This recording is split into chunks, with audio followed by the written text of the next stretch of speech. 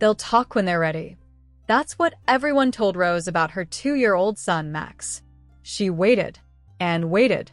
By age 4, Max was so far behind that catching up became a battle neither of them expected.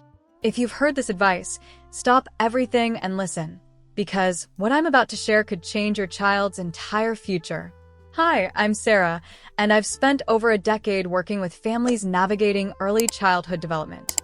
I've seen hundreds of cases where well-meaning advice like "just wait" turned a small concern into a major challenge.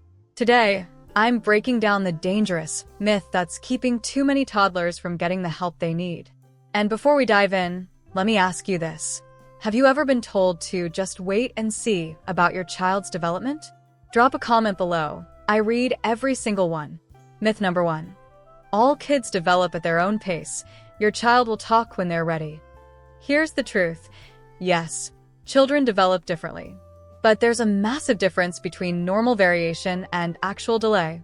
According to the American Speech-Language Hearing Association, by age 2, most children should have at least 50 words and be combining 2 words together like "more juice" or "daddy go." If your 2-year-old isn't meeting these milestones, waiting isn't just passive, it's potentially harmful. Here's why. Between birth and age 3, your child's brain forms over 1 million neural connections every single second. This is what neuroscientists call the critical period for language development. Think of it like building a house. The foundation, language, needs to be laid during these crucial years. If you wait until age 4 or 5 to address problems, you're not just adding rooms to the house later. You're trying to build the entire foundation while the walls are already up. It's exponentially harder. What age did your child say their first word? Comment below. The science behind early intervention. Let me tell you about Emma. At 18 months, she had only 3 words. Her pediatrician said, "Give it time." Her grandmother said, "Einstein didn't talk until he was 4. Spoiler, that's actually a myth, but that's another video. Emma's parents waited until her 3-year checkup. By then, Emma was significantly behind, frustrated, and had started having behavioral issues because she couldn't communicate her needs. Compare that to Lucas. Same situation at 18 months, only a few words. But Lucas's parents sought evaluation immediately. By age 3, with early intervention services, Lucas was right on track with his peers. The difference? The science of neuroplasticity. Research published in the Journal of Pediatrics shows that children who receive speech therapy before age 3 show dramatically better outcomes than those who start later. Dr. Patricia Cole, a leading neuroscientist, explains that babies' brains are language sponges during the first 3 years. After age 3, the window doesn't close, but it definitely starts narrowing. Here's the kicker.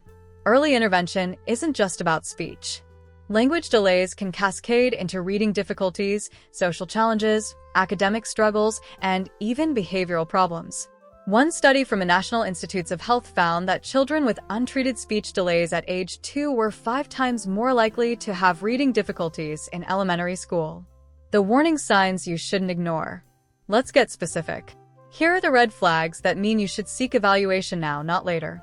By 12 months, your baby isn't babbling, pointing, or using gestures like waving bye-bye. By 18 months, your toddler has fewer than 10 words or isn't showing you things they're interested in. By 24 months, your child has fewer than 50 words, isn't combining 2 words, or only imitates speech without using language spontaneously. At any age, your child had words and lost them, doesn't respond to their name, or seems frustrated when trying to communicate. But here's what many parents don't realize. Sometimes the issue isn't just speech, it's what's underneath. Speech delays can signal hearing problems, oral motor difficulties, autism spectrum disorder, or other developmental concerns. That's why professional evaluation is crucial. I had a parent once tell me, "But my child understands everything I say." That's great. Receptive language is important. But if expressive language, what they can say, isn't keeping pace, that's still a concern worth investigating. Which of these milestones surprised you? Let me know in the comments what you can do right now. Okay, so if you're worried, here's your specific action plan. Step 1. Document. Spend the next few days making a list of every word your child says. Include gestures they use consistently to communicate. This gives evaluators concrete data. Step 2. Get a hearing test. Rule out hearing loss first. It's one of the most common causes of speech delay, and it's easy to miss. Your pediatrician can refer you to a pediatric audiologist. Step 3. Contact early intervention. In the United States, every state has a free early intervention program for children under 3. Google your state early intervention and request an evaluation. You don't need a doctor's referral. You can self-refer. Step 4. See your pediatrician.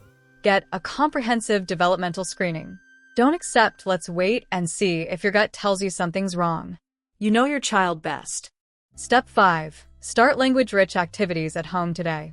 Narrate everything you do. Mommy is washing the red apple. Splash, splash. The water is cold. Read books daily. Sing songs. Give your child choices. Do you want the blue cup or the red cup?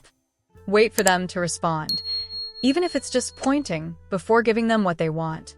Here's a real example. Jennifer started doing bath time commentary with her 22-month-old.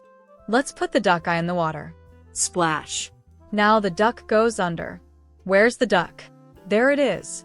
Within 2 months of combining this with speech therapy, her daughter's vocabulary tripled. I want to acknowledge something important. This is scary. You might be feeling guilty, worried, or defensive. You might be thinking, but I talk to my child all the time. I read to them. What did I do wrong? Listen to me. This is not your fault. Speech delays happen for countless reasons: genetics, ear infections, tongue tie, processing differences, most of which are completely outside your control. But here's what is in your control: what you do next. Seeking help isn't admitting failure. It's being the advocate your child needs. I've never met a parent who regretted getting early intervention, but I've met many who regretted waiting. Think about it this way. If your child had an ear infection, you wouldn't wait 6 months to see if it got better on its own, right? You'd get treatment. This is the same principle. Early intervention isn't labeling your child or overreacting. It's giving them tools to succeed. Comment below. What's your biggest fear about seeking evaluation? Let's talk about it. This is a judgment-free zone. Let's recap what we've covered today. The "they'll talk when they're ready" myth ignores the critical window of brain development before age 3. Early intervention is backed by solid science and produces dramatically better outcomes. Warning signs at 12, 18, and 24 months shouldn't be ignored. And you have specific, actionable steps you can take today, from documenting words to contacting early intervention. Your child's future communication skills, reading ability, and even social development could depend on what you do in these next few months. So, here's what I need you to do. If this video helped you, hit that like button.